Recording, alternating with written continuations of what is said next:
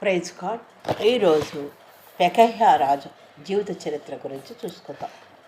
పరిశుద్ధ గ్రంథంలో రాజైన పెకహ్యా ఇశ్రాయేలును పరిపాలించిన 17వ రాజు.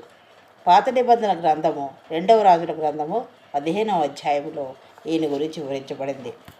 పెకహ్యా రాజు ఉత్తర ఇశ్రాయేల్ రాజ్యాన్ని పరిపాలించిన 17వ రాజు అని మనం చెప్పుకున్నాం.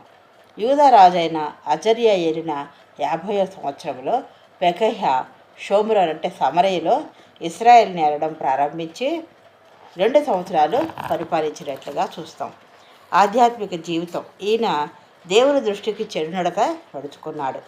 ఇశ్రాయేలీలు పాపం చేయుటకు కారకుడైన నెబాతు కుమారుడైన యెరోబాము చేసిన విగ్రహారాధన పాపములను ఇతను విడిచిపెట్టలేదు, అవి కొనసాగిస్తూనే వచ్చాడు. ఈయన యొక్క మరణం, ఈయన సైన్యంలో ఒక అధిపతిగా ఉన్న రెమల్యా కుమారుడైన పెకా ఇతనికి విరోధముగా కుట్ర చేశాడు. గిలాదీయుడైన 50 మంది మనుషులను వెంటబెట్టుకుని వచ్చి షోమ్రోన్లో రాజనగర కోటలో పెకహ్యాను చంపి అతని స్థానంలో రాజు అయ్యాడు. చూసారా, ఈయన యెరోబాము చేసిన పాపాలనే చేయడం ప్రారంభించాడు, చెడు నడక నడిచాడు. 2 సంవత్సరాలే పరిపాలించాడు కాబట్టి ఇతని పరిపాలన, ఇతని విషయాలు చాలా తక్కువే ఉన్నాయి. ఈయన సైన్యంలో ఒక అధిపతిగా ఉన్న రెమల్యా కుమారుడైన పెకా ఇతనికి విరోధముగా కుట్ర చేశాడు అన్నమాట. గిలాదీయులైన 50 మంది మనుషులను తీసుకుని వచ్చాట. వెంట పెట్టుకుని వచ్చి షోమ్రోన్లోని రాజనగర్ కోటలో పెకహ్యాని చంపి అతని స్థానంలో రాజు అయినట్టుగా చూస్తున్నాం. ఇది పెకహ్యా జీవిత చరిత్ర. కాబట్టి